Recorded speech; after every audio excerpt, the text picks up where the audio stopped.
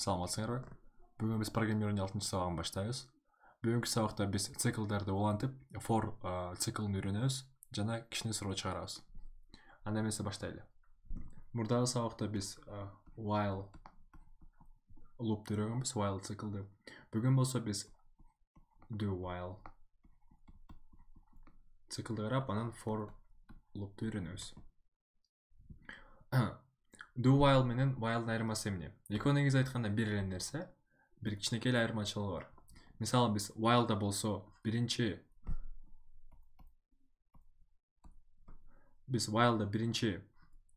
шартты текшерип, андан кийин процесс аткарсак, мындай болуп жазылчу эмес беле биздин flow chartыбыз. Do while'да болсо биринчи процессти аткарып туруп, андан кийин шарт текшермек. Эгерде шартыбыз туура болсо, анда кайра процесс ичине кирмек. Ошондо биздин while loop эмне кылат? Биринчи шартка кирет, туура болсо процессти аткарат, анан кайра шарт текшерет. Do while loop болсо биринчи аткарып туруп, анан шарт текшерип, эгерде шарт туура болсо кайра ичине кирет. Бунун синтекси кандай? Синтекси абдан эле оңой. Биринчи do деп жазабыз. Андан кийин фигурный кашык ачабыз. Ичине биздин кодду жазабыз, процессибизди. Анын аягында болсо могу кашыктын аягына while деп жазып туруп, ушул жерге шартыбызды жазабыз. Анан эң аягында точка запятая коюп коебуз. Процесс ушундай, синтекс ушундай эле, while'га окшош оңойраак. Азыр болсо C++ ачып, ошол жерден бир программа жазып көрөлү. Кандай программа жазалы? Биздин программа мындай болсун. Биз деген бир чогулушка, мероприятие кишилер келет. Анан канча киши келген санын чыгарып бериш керекпиз. Киши келгенде атын жазып, ошондо ал конок катары болуп кирет. Анан программа качан токтойт?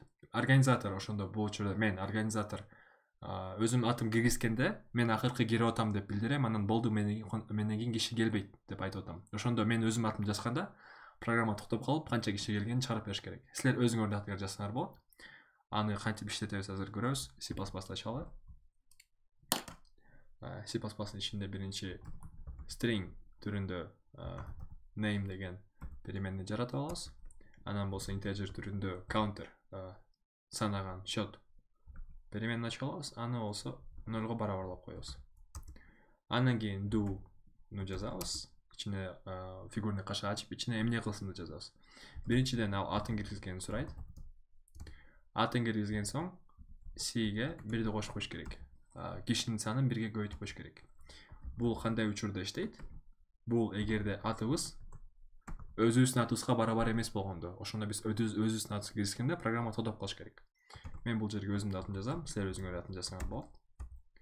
Эгерде мен киргизген атым ушундай болсо, программа токтоп калып туруп, канча киши келгенин чыгарып бериш керек. Ошондо бул жерге эле биз C деп жазып коебуз. Ошондо иштетип көрөлү программабызды.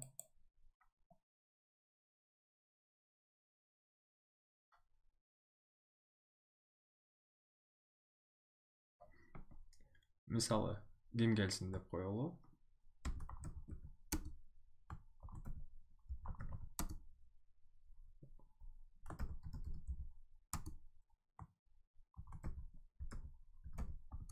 Мисалы ушундай кишилер кирди, анан эң аягында мен кирип атам. Өзүм организатор катары, уюштуруучу катары атын жазып туруп, окей деп бассам, 5 деп чыгарып берди. Ошондо 5 киши кирди. Биздин программа кандай иштеди? Биздин программа биринчи кылып атат. Мен атымды жазсам деле, менин атымды дагы, башка бирөөнүн атын дагы киргизип, аны киши катары, келген киши катары кошуп, санына кошуп, андан кийин гана текшерип атат, менин атым адилге барабар эмес экенби. Ошону биринчи кылат, анан текшерет. Баары түшүнүктүү болсо керек деп ойлойм. Эми болсо дагы бир цикл калды. Ал циклдын аты for loop деп коет инглисче. For'ду биз кандай учурларда колдонобуз? For'ду биз кандайдыр бир сандан баштап дагы бир санга барыш үчүн, мисалы 1ден 3кө чейин барыш үчүн 1 2 3 деген сыяктуу биз программабыз канча жолу иштээрин билсек, биздин программа 10 жолу иштейт, биздин программа 20 жолу иштейт, биздин программа монча жолу иштейт дегенди билгенде, биз for'ду колдонсок бизге жеңилирээк болот. Мисалы while'дын ичине биз өзүңөр билгендей эле 5 жолу иштеткибиз келсе, C'ни 5тен кичирээк кылсын деп туруп, анан C'ге 1ден кошуп кетчүк ичине. For'нун логикасы ошондой иштейт, бирок синтекси кичине буга оңоюраак жазылган. Мисалы, азыр мен кандай синтаксис кандай экенин түшүндүрүп берейин. For деп жазабыз, ичине каша ачабыз. Анан биз переменныйды жаратабыз. Бияка биринчи переменный жаратабыз. Анан кийин точка запятая коебуз. Анан кийин шартыбызды беребиз. Ошо точка запятаянын ичинде эле, кашанын ичинде эле. Анан шартыбыздан кийин переменныйды өзгөртөбүз. Азыр мен мисал катары берем. For integer I барабар 0 деп айтабыз. Биз ошондо переменный жаратып атабыз. Шартыбыз I кичине болсун 5тен жана I плюс плюс. Программа кандай иштейт? Программа биринчи for loop ачылат. I-ды 0 барабарлайт. Анан болсо эгер I 5тен кичирээк болсо, анда могул ичиндеги процессти аткарат. А бул процесс аткарып бүткөндөн кийин I-га бирди кошуп коет. Өзүңөр көргөндөй эң айында турган оң жердеги, оң жактагы шарт, оң жактагы код, бул I-ды өзгөрткөн код. Ошондо биз while'нын ичине жазчу эмес, бирок C++ деп. Ошону while'нын ичине жазбай эле for'нун ичине эле жазып койсо болот. For'дун кашанын ичине жазса болот. Мунун логикасы кандай иштейт? Азыр flowchart түрүндө көрсөтүп берейин. Биринчи биз деген переменный жаратабыз. Переменный I барабар деп жазган переменный жаратабыз. Андан кийин ошо бул for'нун башталышы деп биле алсаңар болот. For ушул жерде башталат. Андан кийин шарт кетет. Шарттан кийин шартыбыз туура болсо, биздин for'нун ичинде жазган процесс иштейт. Бул процесс иштеп бүткөндөн кийин дагы бир процесс иштейт. Ал кайсы процесс? Бул деген переменныйыбызды алмаштыруучу процесс. Переменныйга жанагы бирди кош же переменный бирди эмес 2ден да көбөйтүп койсок болот. Ошо переменныйды көбөйткөн процесс иштеп, анан кайра шартка кирет. Ошондо биз переменныйды өзгөрткөндү while'нын ичине жазбай, for'нун ичине жазбай, биз аны жанагы for'нун кашанга жазып койсок эле ошо жетишет. Азыр бир мисал чыгарып көрөлү. Мисалыбыз кандай болсун? Биз суммаларды кошкон мисалды кайра эле иштетели. Мисалы биз n деген санды киргизебиз, ошондо n жолу иштейт биздин программа. Анан биз ар бир жолу бирден сан киргизип, алардын суммасын чыгарып бер деп айтабыз. Биринчиден бизге n деген переменный керек, андан кийин болсо num деген переменный, анан sum деген переменный 0 барабарлап коелу. Биз nди киргизип бер деп айтабыз башында. For loop'ты ачабыз. Ичине болсо integer I барабар 1ге деп коелу. I кичине j барабар n'ге, ошондо n жолу иштейт. Анан I бирден көбөйүп кете берсин. Ичине болсо биз киргизип бер бизге num'ды, sum барабар кошуу барабар num. Ошондо сумма номер менен сумманы кошкондо чыгарып бере алат. Эң аягында болсо биз sum'ды көрсөтүп кой деп айтабыз. Программаны иштетип көрөлү.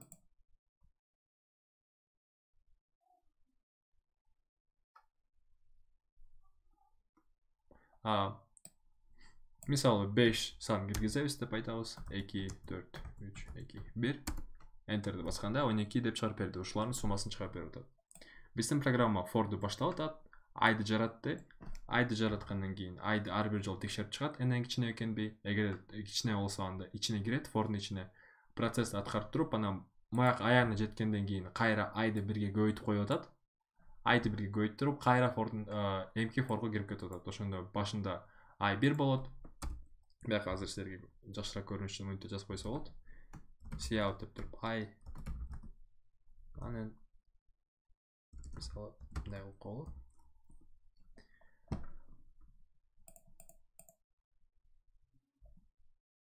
Бул программаны жаап кайра ачалы.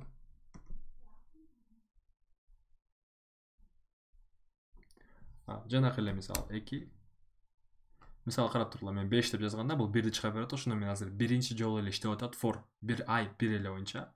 Мен 2ден санда берсем, эми болсо I 2, андан кийин I 3, андан кийин 4, андан кийин 5. Ошондо 5 жолу иштеди. I ар бир жолдан бирден көбөйүп атты. Азыр биз могул жерде I-ды көрүп аттык. Силер азыр кандай мисалдар чыгарсак болот? Мындай биз I-ды ичинен да колдонсок болгондо унутпагыла. Биз I деген ар бир сайын бирден көбөйүп турат, анан ичине колдоно берсек болот I-ды. Мисалы болсо азыр келе мындай кылып көрөлү. Biz n'ди киргизебиз. Анан n'ге чейинки сандардын баарынан n'ди кошуп бер да. Мисалы 5 деген санды киргизсек, 1ге 2-ни, 1ге 1де 2-ни, 3-тү, 4-тү, 5-ти кошуп чыгарып бер дейт. Мисалы n киргизсек, n'ге чейинки сандардын баарын кошуп бер деген программа түзөлү. Аны түшүнүш абдан эле оңой болот for менен. Biz i анысы деле 1ден n'ге чейин барат. Ошондо биз i'лардын баарын кошуп койсок, биздин программа туура иштеш керек.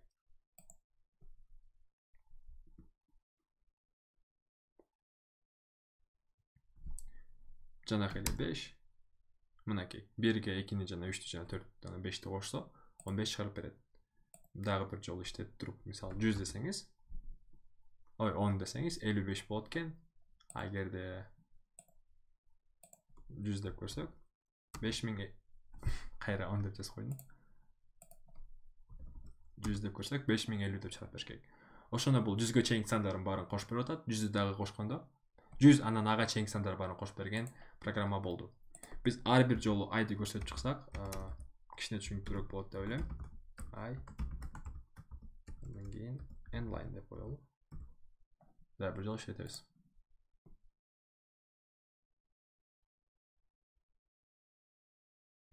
100 деген мисалын киргизсек, мынакей. i'быз 1ден баштап 100ге чейин жетип атат. Андан биздин суммабыз болсо i'дын баарын кошуп атат. Ошондо эң артына ошо i'дын баарын кошуп чыкканда биздин сумма 5050 болот экен. Силер бул жерден i'ды сырттан дагы декларациялап койсоңор болот. Мисалы integer i деп туруп, анан ичинде жөн эле i барабар 1ге деп жазып койсоңор деле программа туура иштейт. Бирок мен силерге сунушум, ичинде эле жазып жүргүлө integer деп, ичинде эле биринчи i деген, i'дын ордуна любой нерсе койсоңор болот. Ошо ичиндеги for'дун биринчи переменаны жаратып атканда integer деп дагы бүт баарын ошо переменени ичинен эле жаратып жүргүлө деген сунушум. Андан кийин i'дын условиясы, биз ошо условиябыз болот. Анан i көбөйүп турат. Бул жерге биз мынча жазып койсок да болот. Ошондо i 2 жолдон секирет. Кайра иштетип көрөлү. Мисалы кайра эле 100 десек, 1, 3, 5, 7, 9 деп i 2 жолдон секирип атат. Бул жерге каалаган санаңар кошсоңор болот. 10 десеңер болот, 100 десеңер болот. Же болбосо i'ды 100дөн баштап алып, анан i'ды 1ден алып кете берсеңер болот. Ошондо бул жерден мындай кылып коелу. Ошондо i n'ден чоң болгон сайын иштей бер деп.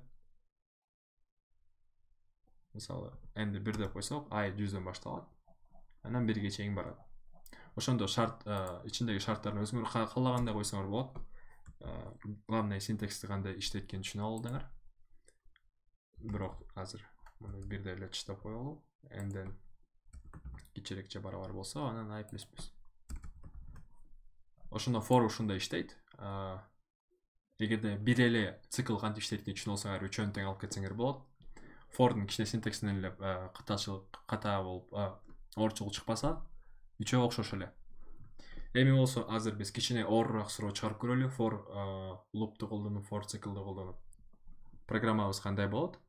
Биз азыр Fibonacci сандарынын n-нчи санын чыгарып бер деген программа түзөлү. Fibonacci сан деген эмне? Fibonacci сандардын цепочкасы, цепи мондай болуп башталат. 1ден башталып. Андан кийин болсо 2, 3, 5, 8 болуп кетет. Бул кандай иштейт? Бул 1ге 1ди кошсоң 2 аласың. 1ге 2-ни кошсоң 3 аласың. Жана 2ге 3-тү кошсоң 5 аласың деген билдирет. Ага чейинки 2 сандын суммасы кийинки санды чыгарып берет. Мисалы азыр кандай сан болуш керек? 13 деп сан болуш керек. Эмнеге 13? Анткени 5ге 8ди кошсоң 13 болот. Андан кийинки сан кандай болуш керек? 21 болуш керек. Анткени 8ге 13ди кошсоң 21 болот. Биз азыр программабызды кантип түзөбүз? N деген санды чыгарып бер. Ошондо биз n деп киргизсек, n'ди мисалы 6 деп киргизсек, ал бизге Fibonacci сандарын 6-чысын чыгарып бериш керек. 1, 2, 3, 4, 5, 6. Демек 8-чini чыгарып бериш керек. Ошондо программа түзөбүз. Ал программаны түзүш үчүн биз кантсек болот? Биринчиден биз алгоритм логикасын түзүп алыш керек. Биз программабыздын кантип иштейт экенин. Программабыз кандай иштейт? Fibonacci сандар өйдөрүп коюп алалы, кереги тиет. Мындай кылып. Мына кеттик. Биз Fibonacci санды формула менен жазып көрөлү. Ошондо ага чейинки санды n2 деп алсак, анан кийин n1 деп алсак, ошондо карагыла. Азыркы сандын 2 мурда турган сан n2, а 1 сан турган n1 болот. Ошондо азыркы санды c деп коелу, current деп.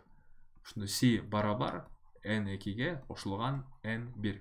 Ошондо n2 менен n1 деп кошсоңор c чыгат. Мисалы 1ге 1 деп кошсоң 2 чыгат.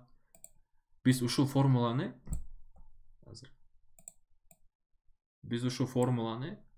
жылдырып кете берсек, бияка коюп деле биздин формула туура иштейт. Мисалы n2ге n1 деп кошсоң c чыгат, 1ге 2 деп кошсоң 3 чыгат.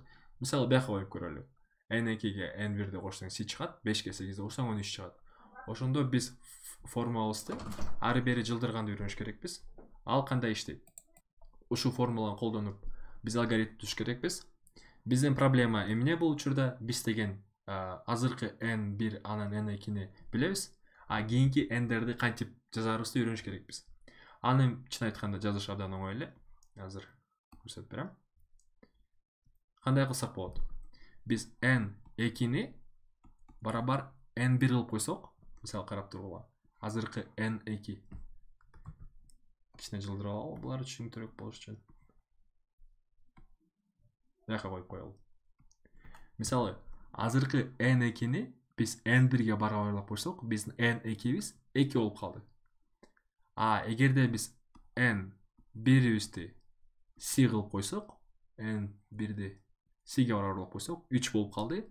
Ошондо биз n2 менен n1-ди жылдырып атабыз оңго. Жаңы эле 2 жылдыргандай, оңго жылдырып аткан болобуз. Андан кийинки c-ни болсо, n2 менен n1-ди кошуп табылсак болот. Кайра эле c дейбиз. n2-ге n1-ди кошсок, бизге 5 чыгарып берет. Ошондо биздин c-биз эми 5 болуп калды. Ушу менен кайра кечке иштеп кете берсек, биз кийинки сандарын алып чыга беребиз.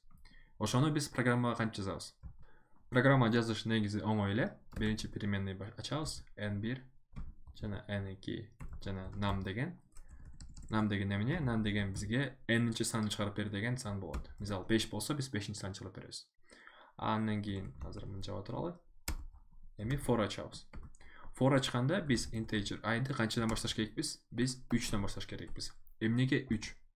Биз бул формуланы жазыш үчүн, бул формуланы колдонуш үчүн бизге 2 буга чейинки сан керек. Мисалы биз формуланы 1ден баштап алсак, ага чейин сандар жок болот, биздин формула туура эмес иштеп калат. 2ден баштап алсак, ага чейин 1 эле сан болот.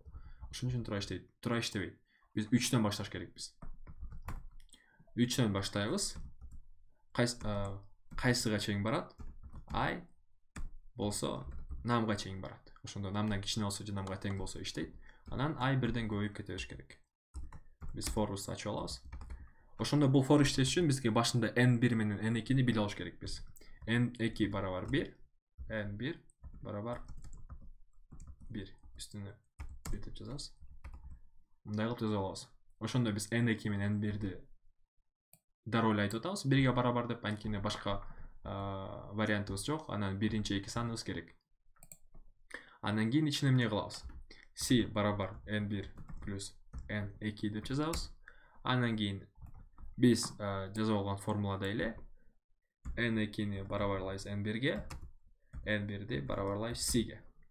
Ошондо биз кодубуздун баары, жанакы ушул цепочканын баарын оңго жылдырып аткан болуп, жылдырып, андан кийинки сандарды таап кете беребиз. Азыр могу программаны иштеткенде бизге эмне чыгарып берет? Бизге деген эң аягында эмнебиз керек? Бизге c керек. Эң аягында жөн эле c-ни чыгарып берип кой деп жазыш керекпиз. Келе азыр болсо биз ар бир жолу c-ни көрүп чыгалы. Биздин программа туура иштейт бекенин c деп туруп, андан кийин пробел коюп коелу көрүш үчүн. Программасы туура иштейт бекенин. Эми болсо үстүнө c-ни жазганды унутпайбыз. Анан num'ды киргиздирип коебуз. Num'ды бизге киргизбесин деп. Иштетип көрөбүз.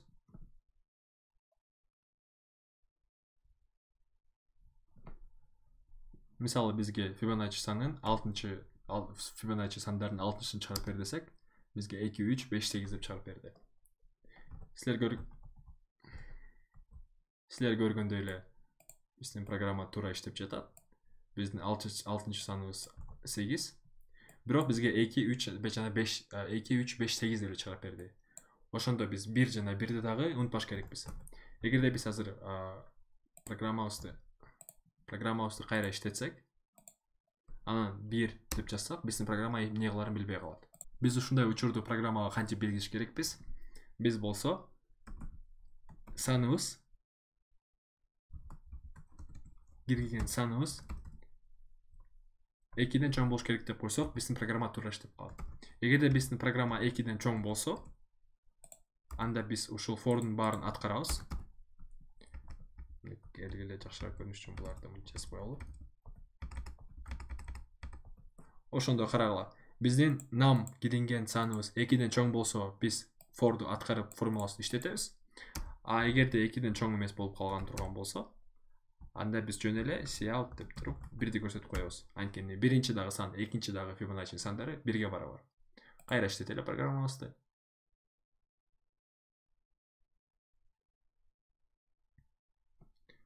Кайра мисалы 2ни киргизсек 1 деп чыгып берди. Баруу туура иштеп жатат. Биз азыр могу текшерген сени чыгарбай эле for бүткөндөн кийин бизге 1 эле сени чыгарып бер деп койсок, биздин программанын условияларын туура аткарган болобуз. Эми болсо биз Fibonacci санын канчанчыны билгенге келсе, мисалы 20 Fibonacci санга эскенин, 20 Fibonacci сан 6765 экен. Биздин программабыз туура иштеп жатат.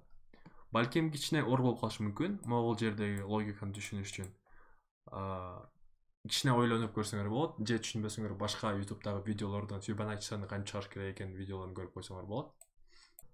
Циклдар менен колдонуш үчүн дагы эки нерсени билиш керек. Ал кайсы нерселер? Биринчиси break деген функция, экинчиси continue деген функция. Бул экөө эмне кылат? Бул экөөнү силер 3 циклда тең колдоно берсеңер болот. While'да дагы, do while'да дагы, for'да дагы. Бул эмне? Эгерде силер өзүңөрдүн циклдын ичинде break деп жазсаңар, анда бул break деген жерден эле силердин циклыңар токтоп туруп, андан чыгып кетет. Эч нерсесин карабайт. Мисалы break деген жазылып break туура болуп иштеп кетсе, андан кийин кодду аткарбай коет, анан циклдан чыгып кетет. Эгерде шарт туурабы, туура эмесиге карабай деле. Андан кийин continue дегенде бар. Continue эмне кылат? Continue болсо, андан кийинки кодду карабай эле, мисалы continue'дөн кийин да код бар болсо, аны карабай туруп эле, андан кийинки циклды баштап салат. Мисалы, азыр бизде i1 болсо, for'дун ичине кирип, анан бул жерде көп код жазылып болсо, анан анын үстүнө биз continue жазып койсок, андан кийинки кодду карабай туруп эле, сразу эле кайра for'ду баштап туруп i2 кылып салат. Ошондо for'ду циклдын ичине аткарбай эле, андан кийинки циклды баштап сал деп коет. Break менен continue ошондой иштейт. Азыр бир мисалдын ичинде жакшыраак түшүндүрүп берем. Ал мисалы кандай? Биз азыр болсо программа түзөбүз. Ал программа кандай иштейт?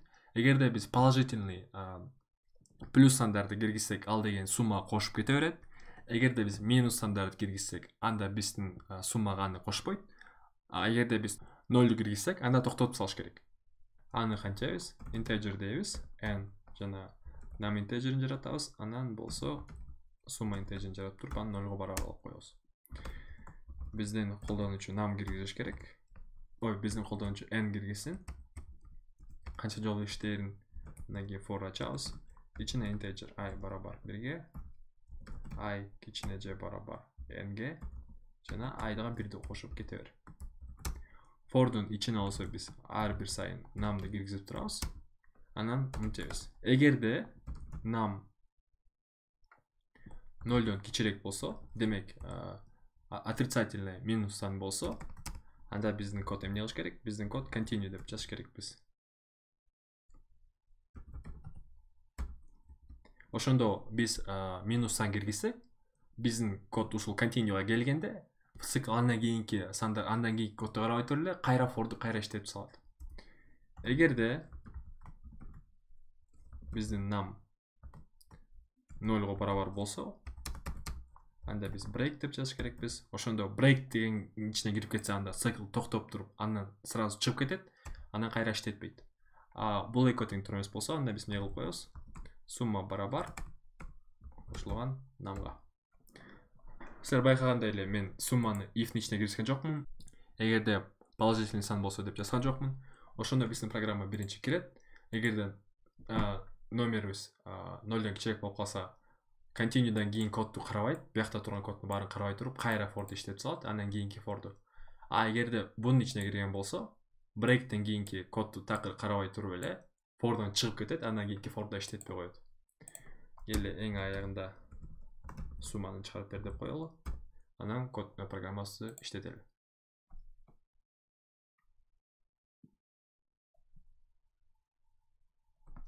Мисалы мен 15'ten киргизем деп коем. 3, 4, 7, 6. Анан минус 2, минус 10.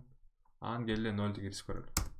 0ду киргизгенде биздин программа токтоп калып атат. Ошондо break иштеп кетип атат. Биз минус 2 менен минус 10ду киргизгенде биздин continue иштеп кетип атат. Ошондо карап тургула. 3, 4, 7, 5ди коштоңор 19 деген санды аласыңар.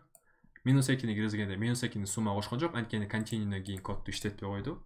Минус 10ду киргизсек да continue'дан кийин кодду иштетпей койду. Ошон үчүн бизге суммабызга кошулган жок ал минус сандар. 0ду киргизсек break иштеп кетип туруп, for'дан чыгып кетти. Биз 15 сан киргизебиз деп айтсак дагы, биздин for бир 6-7 санда эле токтоп калды, анткени break иштеп кетти. Break менен continue ошентип иштейт. Түшүнүктүү эле болду деп ойлойм. Муну менен биздин сабагыбыз аягына жетти. Силерде кандайдыр бир суроо пайда болсо, же бир жери түшүнүксүз болуп калса, биздин Telegram группага кирип, ал жерден сурооңорду берсеңер болот. Мен аларга өзүм жооп берем. Силерге чоң рахмат катышканыңар үчүн. Биз менен тургула.